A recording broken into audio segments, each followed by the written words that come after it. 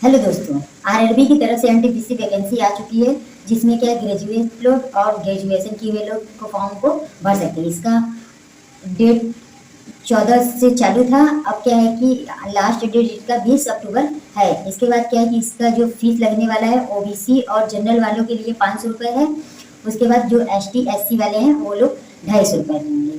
इसके बाद इसके लिए एज लिमिट भी है 18 से लेकर 36 है। क्यों? क्योंकि जो कोरोना काल था उसके कारण 3 वर्ष का जो है आप लोगों का कम किया गया। ठीक है। उसके बाद क्या है कि इसमें एग्जाम पैटर्न फर्स्ट और सेकंड रहेंगे। फर्स्ट वाले में जीके मैथ और रीजनिंग रहेगा और जो सेकंड वाला है उसमें भी जीके मैथ रीजनिंग रहेगा। बट जो फर्स्ट वाला है उसमें क्या है कि 100 नंबर का रहेगा और माइनस मार्किंग है, और जो सेकंड वाला है उसमें 120 नंबर का आपका रहेगा। ठीक है। उसके बाद क्या है कि फॉर्म को भरने से पहले आप लोगों को कुछ बातें जान लेना बहुत ज़्यादा जरूरी है। ठीक है। तो वो क्या है, पहला आप लोगों के पास आधार कार्ड होना चाहिए। ठीक है। उसके बाद दूसरा क्या है कि ईमेल या जीमेल आईडी आप लोगों को होना चाहिए। उसके बाद उसका पासवर्ड आप लोगों को याद होना चाहिए। ठीक है। उसके बाद आप लोगों का है कि मोबाइल नंबर तो आप लोगों को याद होना चाहिए, और वो नंबर आप लोगों का क्या है कि 2 साल तक एक्टिव रहना चाहिए। ये ना हो कि कोई क्या होता है कि कभी कभी ऑफर आ जाता है तो आप लोग क्या करते हैं, सिम को चेंज कर देते हैं। तो ऐसा नहीं करना है। वो सिम जो इसमें फॉर्म में नंबर लगाएंगे मतलब भरेंगे तो वो सिम आपको 2 साल तक एक्टिव रखना है। ठीक है।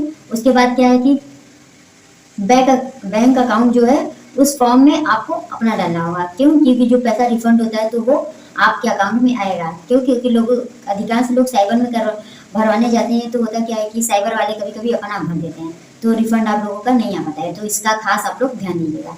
उसके बाद क्या है कि आप लोगों का कास्ट सर्टिफिकेट होना जरूरी है। तो आप लोग क्या कीजिएगा, अपना कास्ट सर्टिफिकेट जरूर रखिएगा। ओबीसी हो, एसटी हो या एससी हो। ओबीसी के लिए ये है कि सेंट्रल लेवल का होना चाहिए सर्टिफिकेट। ओबीसी वालों के लिए ध्यान करें कि सेंट्रल लेवल का होना चाहिए। इसमें क्या है कि भारत सरकार का हो, बिहार सरकार का ना हो।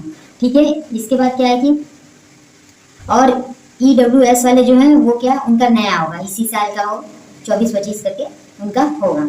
ठीक है। इसके बाद क्या है कि 12th वालों का मतलब जो फॉर्म भरेंगे 12 हो या ग्रेजुएशन जो भी हो तो उनका क्या है कि रोल नंबर याद होना चाहिए। सर्टिफिकेट का भी होता है तो उससे याद रखना चाहिए। ठीक है। उसके बाद फोटो की बात करते हैं। मेन टेंशन फोटो और सिग्नेचर का होता है। ठीक है। तो फोटो की बात क्या है कि आप लोग फोटो जो आप लोग का रहेगा वो बैकग्राउंड व्हाइट रहेगा। ठीक है। फोटो आपका व्हाइट नहीं रहेगा, बैकग्राउंड केवल व्हाइट रहेगा। उसके बाद क्या है सिग्नेचर। सिग्नेचर में आप लोगों को पूरा कैपिटल नहीं लिखना है, फर्स्ट वाला कैपिटल लिखना है, बाकी सब स्मॉल लेटर में लिखना है। ठीक है। तो आप लोग क्या कीजिएगा, इन सबों का खास तौर पे ध्यान रखिएगा। जय हिंद, जय भारत।